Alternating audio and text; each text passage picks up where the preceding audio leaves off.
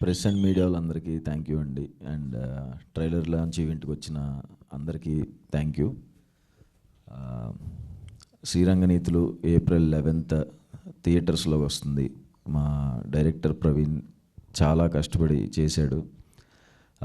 చాలా రోజుల నుంచి నేను తన జర్నీ నాకు ముందు నుంచే తెలుసు, కొంచెం ముందు నుంచే ఫ్రెండ్ నాకు డైరెక్టర్ ప్రవీణ్. చాలా కష్టపడ్డాడు ఈ సినిమా కోసం.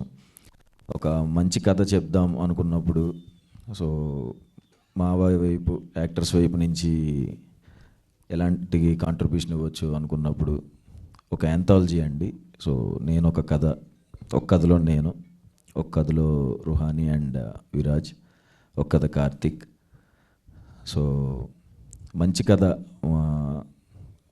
మంచి మెసేజ్ అని చెప్పను కానీ మంచి సినిమా చూస్తున్న ఫీలింగ్ అందరికీ ఉంటుంది. సో April 11th వచ్చి ఇలాంటి ఒక మంచి అటెంప్ట్ని ఎంకరేజ్ చేస్తారని అనుకుంటున్నాను. అండ్ మా ప్రొడ్యూసర్ వెంకట్ గారు అడగకముందే డబ్బులు వేసేస్తారు. ఆయన వాళ్ళ ఎగ్జిక్యూటివ్ కిరణ్ గారు షూట్ అయిపోయే టైంకే నేను గమనిస్తూ ఉండేవాడిని అనమాట మా ప్రొడ్యూసర్ని, వీళ్ళందరినీ. సినిమా అయిపోయిన తర్వాత జనరల్గా వీక్ 1 month అలా పేమెంట్ ఇస్తారు కదా, వీళ్ళు ఈవినింగ్కి షూట్ అయిపోయిందని రెడీగా ఉండేవాళ్ళు. షూట్ అయిపోయిన అప్పుడు వెళ్ళి పేమెంట్స్ ఇచ్చేసేవాళ్ళు. భలే ఉన్నారనిపించింది. వెంకట్ గారు మీకు ఆల్ ది బెస్ట్ అండి. ఆయనది ఫస్ట్ సినిమా, మమ్మల్ని చాలా బాగా చూసుకున్నారు ప్రొడక్షన్ టీం అందరూ. అండ్ మా executive Seshu and direction department Akshay కానీ లక్ష్మి, అందరికీ థ్యాంక్ యూ. అండ్ నా కో యాక్టర్స్ అందరికీ థ్యాంక్ యూ.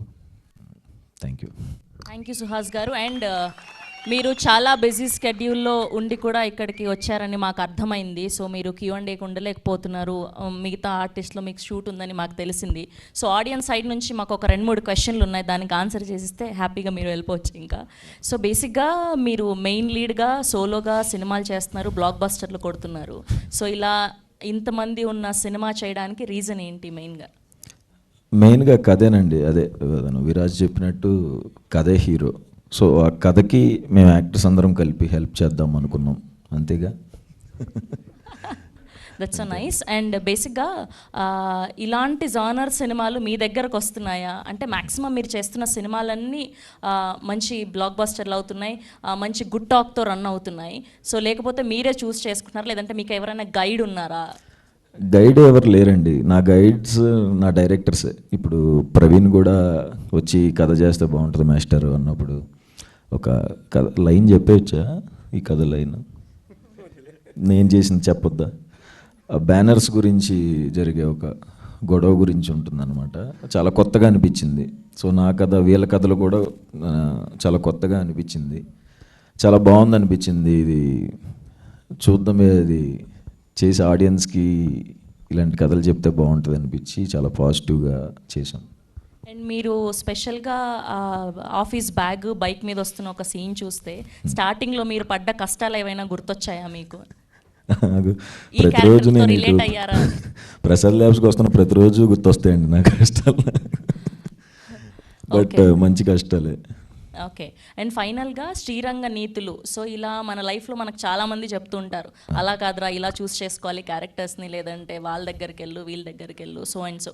సో ఇలా మీ లైఫ్లో శ్రీరంగనీతులు ఎవరైనా చెప్పారా? ఒకవేళ చెప్తే మీరు విన్నారా? వర్కౌట్ అయ్యాయా? ఎంతవరకు వర్కౌట్ అయ్యాయి? ఆ పర్సన్ ఎవరు? నీతులు చెప్పిన పర్సన్. నీతులు చెప్తే వినేటట్టుంటే అందరం బాగుపడేవాళ్ళం అండి. బాగానే ఎవరు అంటే మన ఎక్స్పీరియన్సే మనకి నీతులు అన్న ఫీలింగ్. సో మన బ్యాడ్ ఎక్స్పీరియన్స్ జరిగితే ఇంకొకసారి అది ఎలా జరగకుండా చూసుకోవాలని. సో మన లైఫే మనకి శ్రీరంగనీతులు. So nice. సో మీ లైఫ్లో జరిగిన ఎక్స్పీరియన్సెస్ మీకు శ్రీరంగనీతులు అని చెప్తున్నారు ఫైనల్గా. Thank you so much Suhas గారు.